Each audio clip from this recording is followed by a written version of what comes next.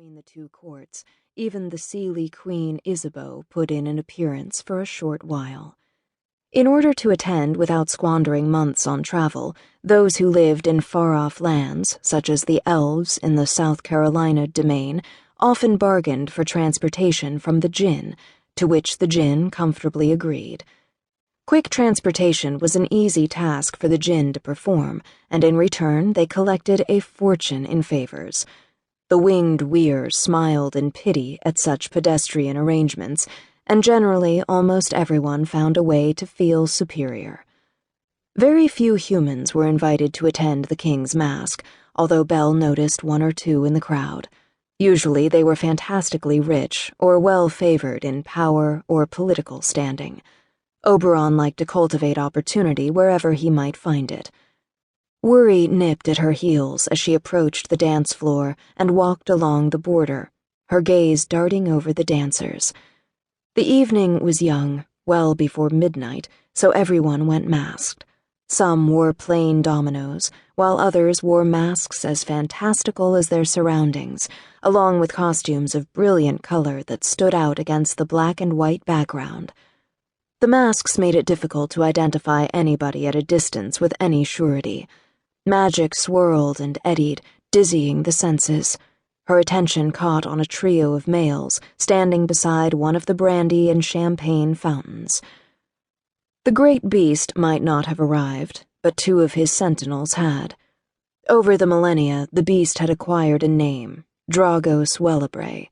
Then he had become a lord and ruled over his own domain of Weir, an event the elves considered an act of outrageous ill fortune. Of the beast's 7 sentinels, those attending the mask were 2 of his most powerful, Gryphons Constantine and Graydon. They stood talking with another Weir, the ever-courteous and enigmatic Francis Shaw, the Earl of Weston. Despite her preoccupation, Belle paused to consider the men. No matter how she felt about Dragos personally, overall she enjoyed the Weir. They had a sense of wildness and a connection with nature that appealed enormously to her. Reputably, Weston was the one Weir whom Dragos could not persuade to join him in governing the Weir domain in New York. Nicknamed the 8th Sentinel, Weston had chosen instead to remain loyal to England and to the family title which he had inherited many years ago. In recent years, he had worked tirelessly in the War Office against Napoleon. Whatever truth was behind the story, there did not appear to be any ill feeling between the Earl and the Gryphons. As she watched, Constantine threw back his head and guffawed at something Weston said, his handsome face creased with laughter. Beside him, his fellow sentinel Graydon grinned as well, his rugged features creased with good humor. While Weston's slim height hinted at a falcon's grace, the Gryphons were heavier and taller, the rangy bulk of their muscles indicative of their Weir form's lion bodies. Of the 3 men, Graydon was the biggest. He towered over the other 2 like a lazy-seeming, good-natured mountain, his masculine form broad and powerful.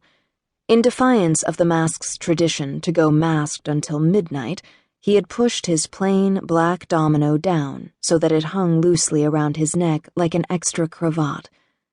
Caught by Graydon's easy, relaxed demeanor, Belle's gaze lingered on his face. There was something about his expression, a kindness, perhaps, that touched a place inside of her that had gone cold and quiet a very long time ago.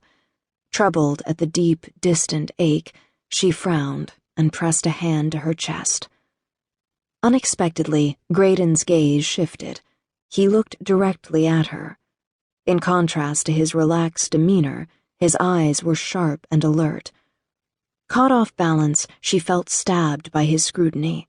She heard herself suck in a breath. The humor faded from his expression. Subtly, his posture shifted until he looked intent, tense, even concerned. That was totally unacceptable. Forcing her spine ramrod straight, she schooled her features so that nothing of her inner turmoil showed. Giving him a polite nod, she turned away to focus on the 2 young elven women hovering at her elbow.